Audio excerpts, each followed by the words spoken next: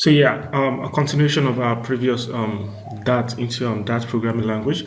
Today we'll be looking at some of other things we can do with that. And today we'll be talking about we've talked about list, we've talked about strings, we've talked about integers, we've talked about arithmetic operators, logical operators. Now today we're going to be looking at methods in that. Now methods in that is a way you can manipulate a kind of data. Examples are like strings. So how do you manipulate a data to give you the required outcome you want? So it cuts across strings, it cuts across list, and so many more. So today we're going to be start using strings. So I'm going to have a particular string I'm going to have in here. So we're looking into methods in that. So I'm going to comment.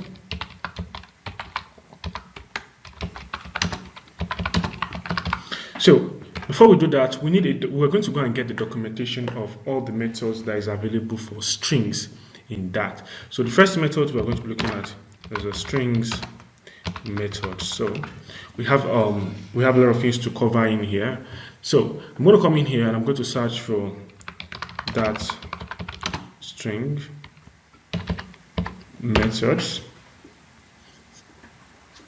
So let's come to the API for that. So it's coming down here. So let me just go through that.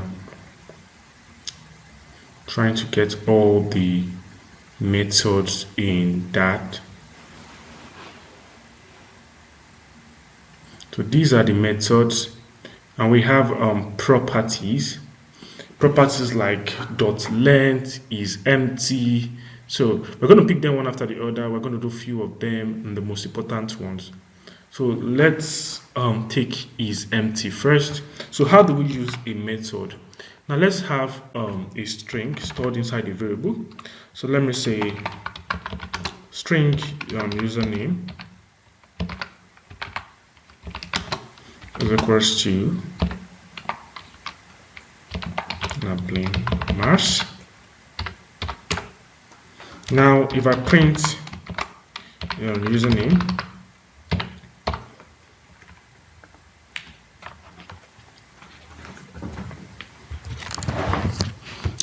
so once I run it now, I'm to get Nablimas in here. So how do we check if this string is empty? When I mean empty, I mean this. Like nothing is actually inside. Then we can come to the username itself, like this one here, and we can attach a dot. So a method is like, as you can see, all the methods are coming out. Is empty, is not empty. So method is like a kind of, it's a semi-function, is a mini function that does something on a particular data type. It's just like saying what a girl can do, what a guy can do. A girl can, give birth, which is a particular kind of method, the kind of feature a girl has. And that for numbers are different, that for list is different. So once I click is empty, the work of this method, a method cannot work on its own except you attach it to something. As you can see, we're using the dot is empty. And that's like you need a string, then you need to attach the full stop, then you call the method. So it's just like a tribe, and the tribe has a kind of special function. So this is the tribe of string, and once I run it now, we are to get it's empty is going to give us true or false. Now there is nothing inside it, that's why we're getting true. Now if we add a space, it's going to check is it empty. Now space is also a kind of data in programming. Now we have false.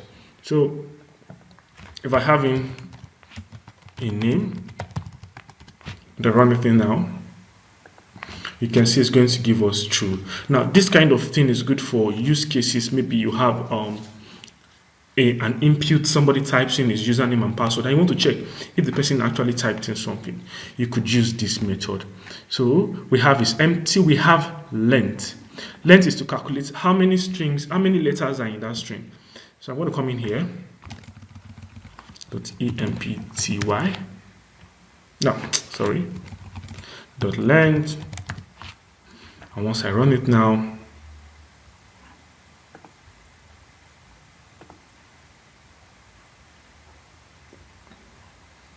let's wait for it. copy all of these. I think my network is kind of poor again, so let me just reload this.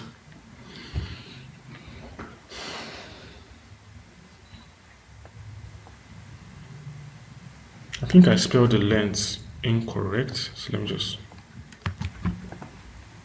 correct. Yeah, I spelled it incorrect. Okay, I think I have issues with my spellings. So the length is going to give, so we have Nablimas, N-A-B-L-I-N-M-A-S, so that's like 1, 2, 3, 4, 5, 6, 7, 8, 9. That's 9 characters. So we're having 9. So if I change it and I put in Victor, I run it, and we have it 6. Now you can see up here we have something called what's it called? Properties. Now these properties are unique to everything. They are unique, but there are some special methods that only strings can perform. Now the first one we're going to be looking at is the to uppercase. So let's work on the to uppercase. So I can come in here. Now Victor is a small letter, so once I attach dot to uppercase now and I run it, you're going to get Victor sorry, I have to close this. Yeah, so I have to kind of put the bracket. So that's one thing about methods and property. For methods, when you are calling it, you have to put the bracket. You have to close the bracket. It's very important because it's a semi-function. So once I come in here to uppercase, you can see Victor is in capital letter. Now notice we started with 2 as small letter, U capital letter. So this is a kind of way to, I think it's cabal case or snake case. I will just go check that out. You should see it in the screen. Now that's the to uppercase. So if you read what they say, is they say to uppercase converts all characters in these strings to uppercase. Then we have to lowercase.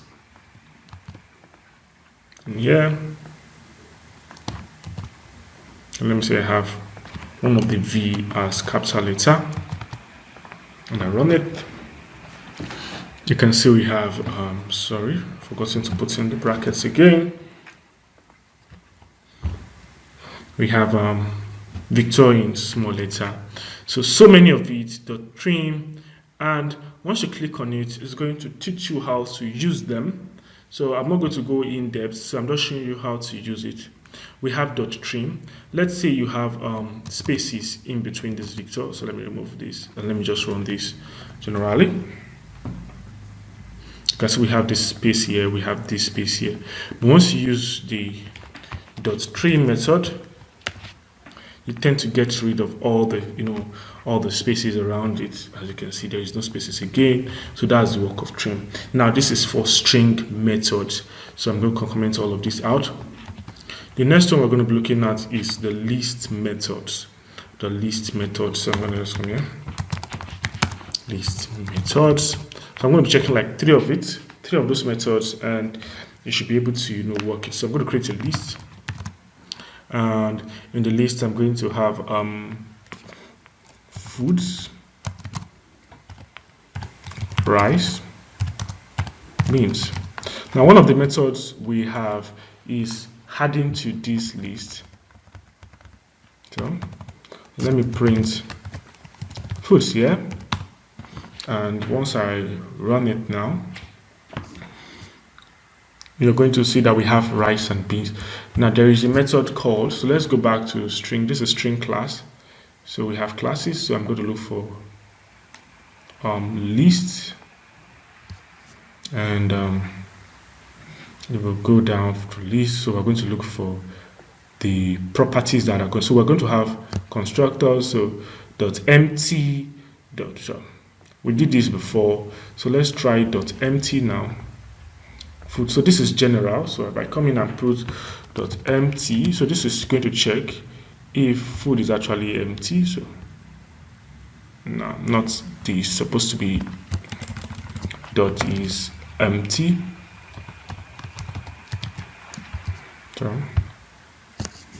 So and it is actually not empty. So that is false. We have dot length. Which will give us 1, 2. So we have 2 items. 2 in the list. So actually the constructor, so let's just go down to the properties. So as you can see, it's empty. Almost the same thing. This was going to give you the last element. So let's try dot last. So if you don't know how to work with most of them, you just have to click on it and you kind of read more about it, because that's the best way to get the documentation. So just go down to the implementation. So as you can see, this is numbers 1 to 3. Numbers, the last is going to give you the last number. So as you can see, we have beans here. So let's now go to the actual method. So we're just looking at the basic stuff. So we have add. So once I come in here, let me just remove here. We're going to print food. We'll have rice and beans. Then I'm going to say foods dot add. Now it takes a bracket, and whatever you want to add, you put it inside, and which is a string. So I'm going to add yam. You can see me putting inside the double quotation because it's a string. You can't come in here and write in yam like this. This is wrong. So put in yam, and I'm going to do this. So I've got to print foods again so that you can see. So let me just run this. Now you can see we have rice and beans at first when I created the list. Then when we added yam, we have rice, beans, and yam. So those are methods in this. So we have so many methods. We have clear. Clear is to remove all the items in the list. So I can come down here again and say fruits.clear. Now the most important thing is knowing how to use it. You don't have to cram everything. You don't have to know how to, you don't need to have everything off your head. The main thing is to know how to use it. So whenever the time comes for you to actually use it, you know what to call. So let me run this again. Now you can see we have rice and beans. We added the yam, we have rice, beans, and yam. Then we cleared it. Then we have right, just nothing was inside the list. So that is how method works in what's it called, in list. Now there is another data type you'll be talking about, which is called a map. So we'll be looking at so many data types. We've looked about strings, integers, boolean, list. Now we're talking about maps. So what are maps? So I'll comment all of these out, /, and I'm going to go. Now, map is a different kind of data. Python calls it dictionary. It's like a key and a value. So maybe you want to create a kind of dictionary for someone, for a particular person, and you need to talk about that person. Then you are going to need to create a map. You cannot add all my information, my name, my full name, my email address. You can't put all of them inside the list. It's not going to be easy to read. You can't put all of those things inside a string. It will be difficult to access it. But with a map, it has a key and a value, so it's easy to access.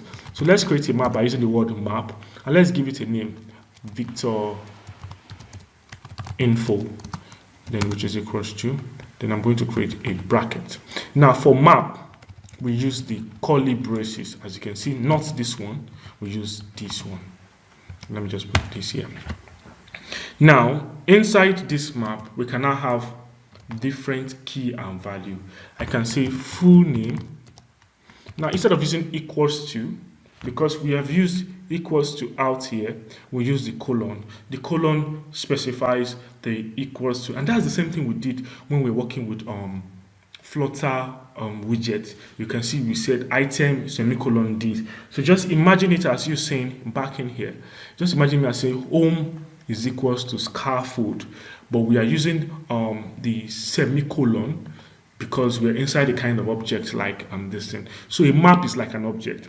So full name is equals to, then I'll put in my full name, and it's Victor. So yeah, if I'm correct. So full name is equals to Victor. Age, I can use a number here, 10. And once I'm done with this one in here, I use a comma to go to the next line. I can say email is equals to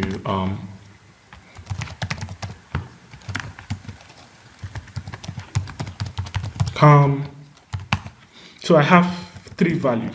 So this is what we call the key, the values, the key, the values, the key, the values. So I can now come in here and I can print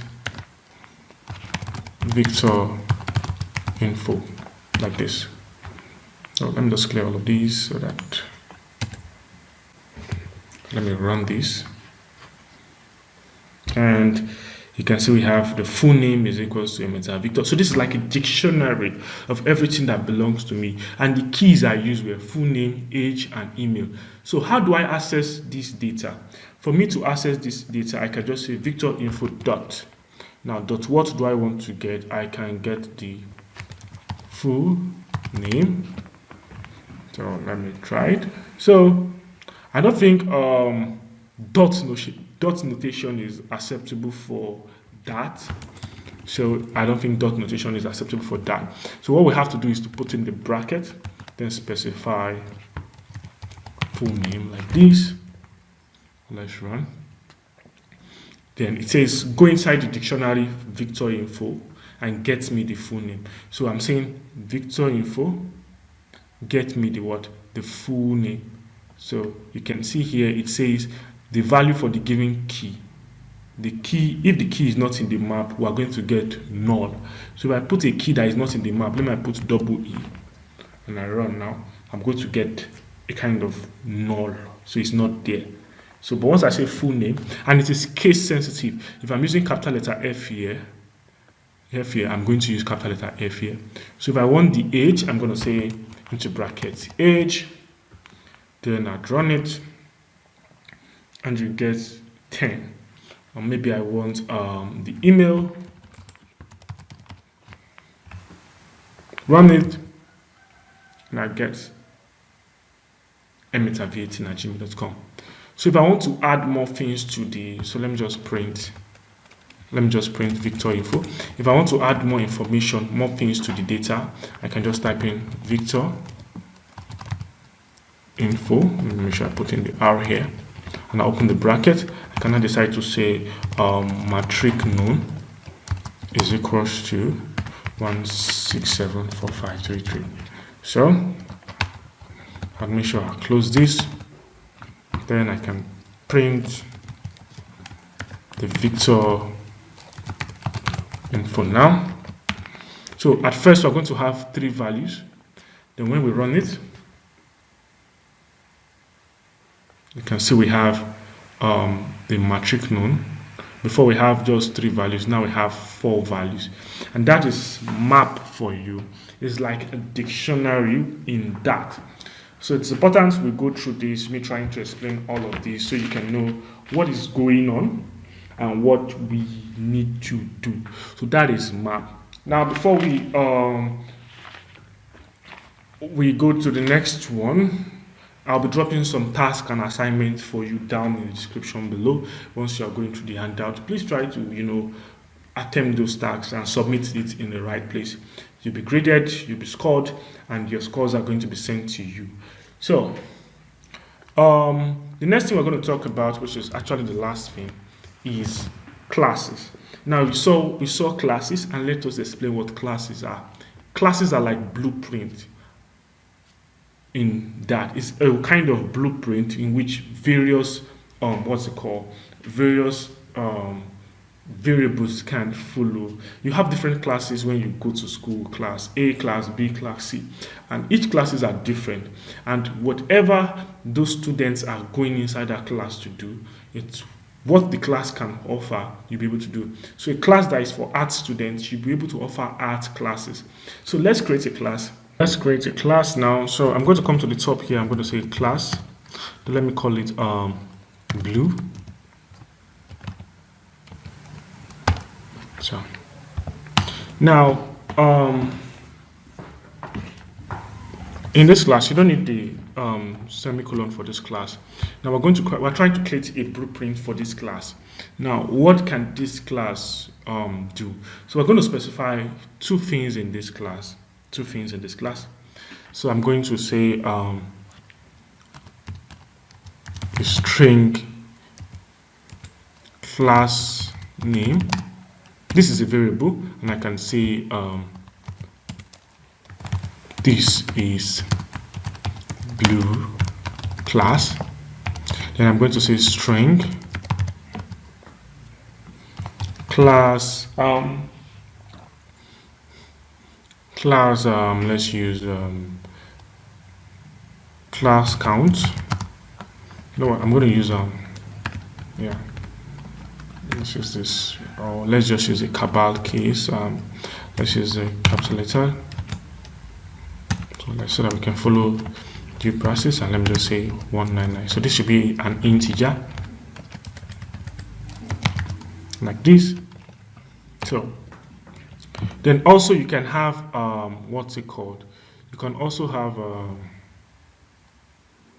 sorry, I think I make string. So also you can also have a function inside the class. So let me say void greet class. So we talked about functions, so I'm going to call this print hello, welcome to blue class. Now this is us creating a class. Now this class has three kinds of properties. We have it has the class name, it has the class count, and it has a function called greet class. Now this is a blueprint.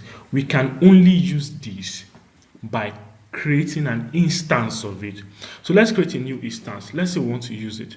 So let's say a guy named let's say the first user wants to use this. So once we want to create a class, we use the word blue. That's the name of the class. Blue like this is equals to blue user. So this is the name user class is equals to blue. Now let me explain what is going on here so you can understand. You notice that when we want to do string is a class. That's why we use string username equals to Victor. Now instead of using string, we've created our own custom class called blue. Do you understand? So we're using blue. Let me just use something that is class 1. Okay, so we're using blue, which means whatever is going to go inside this variable should be a type of what? Blue. Now inside this blue, we now instantiate the blue itself. That's this one here, as you can see. So this is a class blue. So when we come here and print class 1 now, sorry, now let's run it. We have the instance of blue. So we have instantiated the class blue. So from here we can now get the methods, the properties on it. So we say blue dot. So once we say class 1 has this it has this what they call, it has this instance of blue. So you can call for the class name, you can call for the class count, you can also call for the function greet class. So I can say class 1 dot class name. So once I run that, it's going to give me what? This is blue class, because we have copied all of these inside the class 1. So by coming here, I say class 1 dot class count, we're going to get in 199, and that's why we are just putting dot class count. Those are just like regular properties we want to access. Now if we want to access this function here, we're going to call it by the name, which is greet class, and don't forget to put the bracket because it's a function. When you're calling a function, you have to put that bracket. I said it before. So we can't print it, so because it's a void we cannot print it, so we can just call it So you don't print anything that has a void because it has a print inside. So you can't print a print. So now we are saying class one dot greet the class. So greet the class is going to come inside there and do what we have in here. So let me just run that. So come on, just run it again. And you see we have hello, welcome to Blue class. Now that's for classes. It might be tough to understand, but you just have to take time. As I said, we're just going through the basics of that and just to introduce you to some few concepts about that. Now I'm going to be dropping simple questions on that and how to work. So if you participate in the assignment, if you participate in the task, you'll be able to get your hands around it. So it is not compulsory you get it immediately, but with due practice, you should understand what is going on. As I said, don't stop. You have to keep making practices, keep doing practices on all of these topics and all of these side. If you don't understand any, don't worry. It's a 5-day program, and when you opt in for the full class, you will get a grasp of that programming language. Or you could go to Udemy, or you go to YouTube, to go watch on tutorials on that. That is going to help you, and we are going to be recommending some few videos you'd want to watch. So that's all for this class, looking into some basic things about that programming language. In the next course, we'll still be going into more dynamic more dynamic videos about Flutter and some things you can do in Flutter. My name is Remains Python B. I'm Victor by name. I'm going to see you in the next class. Thank you.